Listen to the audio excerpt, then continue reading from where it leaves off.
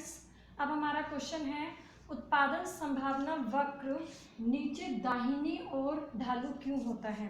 Last video में हमने देखा था कि उत्पादन संभावना वक्र की दो विशेषताएं होती हैं।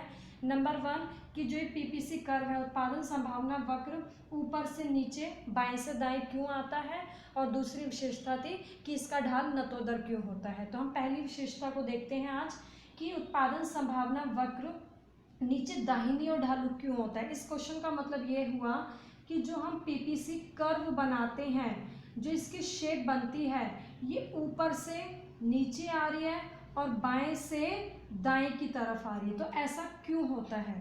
तो इसका रीज़न क्या है कि हमने मान के चलिए दो वस्तु ली, एक उत्पादक दो वस्तुओं का उत्पादन कर रहा है, एक गेहूं का और दूसरा चावल का। तो जब वो गेहूं का उत्पादन बढ़ाएगा 0, 1, 2, 3, 4, तो धीरे धीरे जब गेहूं का उत्पादन बढ़ाएगा तो चावल के उत्पादन में उसे क्या करनी पड़ेगी? कमी करनी पड़ेगी। अब कमी क्यों करनी पड़ेगी?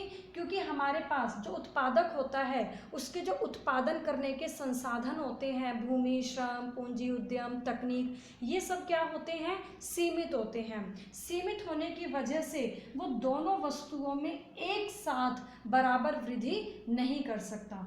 अगर उसे लग रहा है कि गेहूं में प्रॉफिट ज़्यादा है तो गेहूं का प्रोडक्शन बढ़ा के चावल का प्रोडक्शन क्या करना पड़ेगा? घटाना पड़ेगा, और घटाना ही पड़ेगा क्योंकि संसाधन सीमित होते हैं। तो अब आप देख रहे हो यहाँ पे कि जब हम एक का प्रोडक्शन बढ़ाते जा रहे हैं और दूसरे का घटाते जा रहे हैं, जब आप इसको नंबर लाइन से बनाओगे कि गेहूं का प्रोडक्शन बढ़ाओगे 0, 1, 2, 3, 4, 5 और चावल का प्रोडक्शन धीरे धीरे हम क्या करते जाएंगे? कम करते जाएंगे। तो ये शेप इसी तरीके से बनेगी। इसलिए कि उत्पादन संभावना वक्र बाएं से दाएं नीचे की ओर इसलिए होता है क्योंकि अर्थव्यवस्था में दिए हुए संसाधन, जो भी हमें संसाधन है, भूमि, श्रम, पूंजी, उद्यम, तकनीक, उनका जब हम पूर्ण उपयोग करते हैं, मतलब कोई भी संसाधन को वेस्ट नहीं किया जाता, उस स्थिति में यदि एक वस्तु का हमें अधिक मात्रा में उत्पादन करना है तो दूसरी वस्तु के उत्पादन की मात्रा हमें कमी करनी पड़ेगी।